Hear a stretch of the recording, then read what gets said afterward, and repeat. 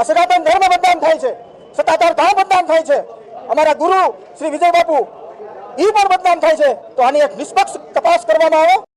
નમસ્કાર મિત્રો, વિડીયોમાં તમારું હાર્દિક સ્વાગત છે. મિત્રો, સત્તાધાર ધામનો વધુ એક વિડીયો વાયરલ થઈ રહ્યો છે. મિત્રો, જેમાં એક ભક્ત સત્તાધાર મંદિરને બદનામ કરવામાં આવે છે અને તેમના વિજય બાપુને પણ ખોટા બદનામ કરવામાં આવે છે એવું કહી રહ્યા છે. મિત્રો, તેમનું એમ પણ કહેવું છે કે તમારી પાસે કોઈ પુરાવા ના હોય તો તમે કઈ રીતે કોઈને બદનામ કરી શકો.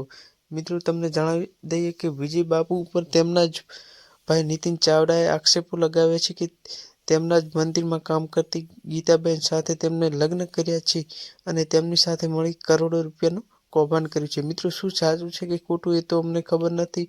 મિત્રો, જો તમને ખબર હોય તો તમે વિડીયોને લાઈક કરી કોમેન્ટમાં જણાવજો. મિત્રો, વિડીયોમાં નવા હોય તો અમારી ચેનલને સબસ્ક્રાઈબ કરવાનું પણ ભૂલતા નહીં. મિત્રોને આવા નવા વિડીયો જોવા માટે લાઈક કરી દેજો.